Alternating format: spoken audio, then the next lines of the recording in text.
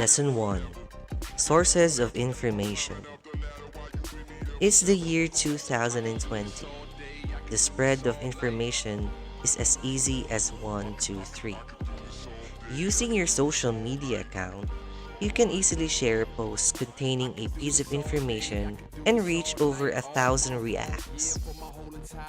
In a matter of seconds, your shared post can go hashtag viral. This is all thanks to the digitalization of the information age. However, the convenient spread of information has its disadvantages. The biggest problem created by the convenience of digital age is the birth of fake news. Netizens are susceptible and may commit misinformation and disinformation. Both terms refer to the spread of wrong information. When you misunderstand a piece of information and still share it, you are committing misinformation. On the other hand, when you purposely change and manipulate the content of the information that you will share, you are guilty of disinformation. To explain more clearly, look at the sample tweets.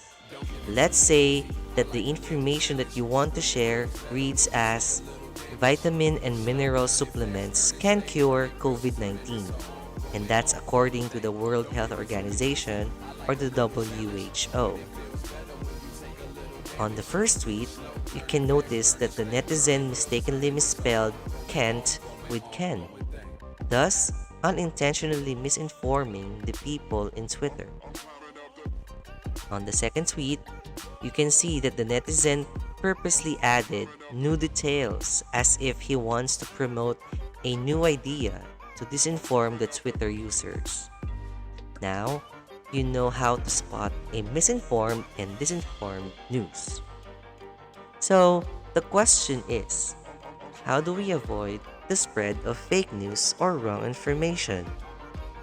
Well, correct information can only be obtained from reliable sources.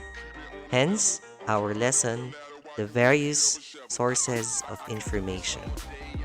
What are the different sources of information that are credible and reliable? We have the news, speeches, infographic, panel discussions, and informative talks. The first on the list of sources of information is news. News contains daily reports of events. It can be delivered in different modes such as newspaper, news report, and online news. News is a reliable source of information because journalists make sure that the details presented in the report are unbiased and accurate. Another reliable source of information is speech. Speeches are considered primary sources of information because they are directly taken from the actual words of a credible focal person, such as a speaker during an event. For example, the presidential spokesperson does a formal address to the public on the national TV broadcast. We can also rely on announcements or public advisories made by the government offices. Next source of information is an informative talk.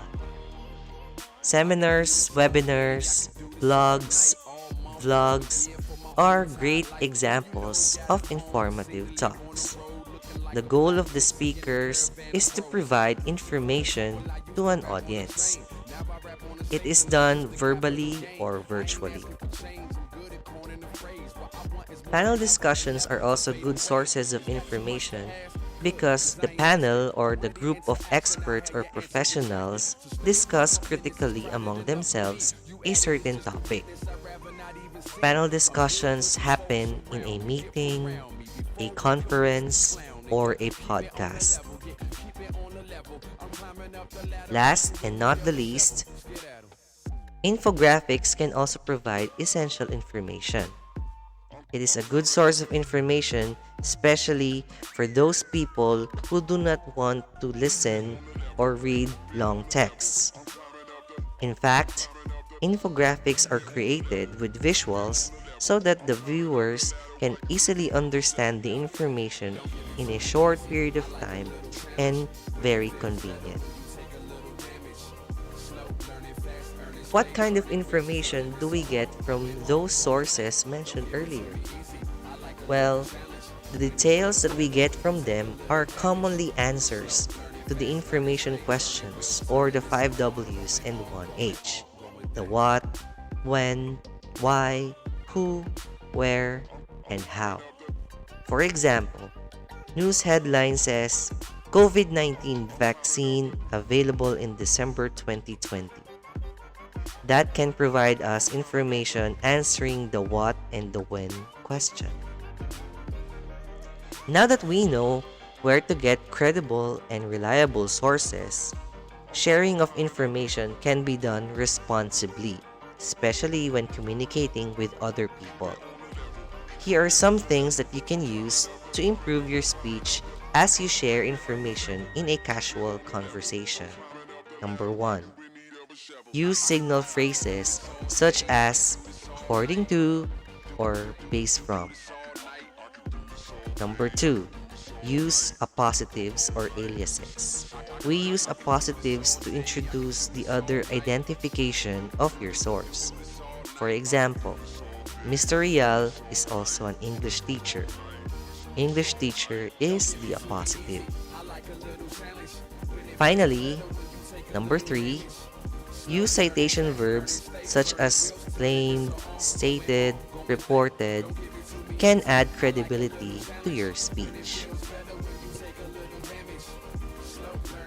Study the casual exchange between the two characters on the screen.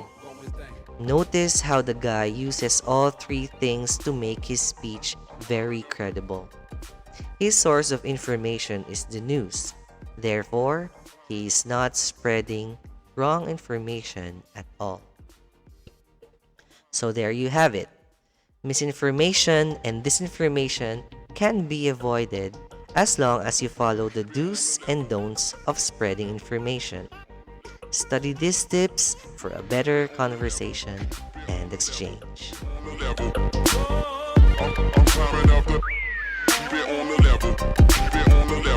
climbing up the ladder while you in need of a shovel.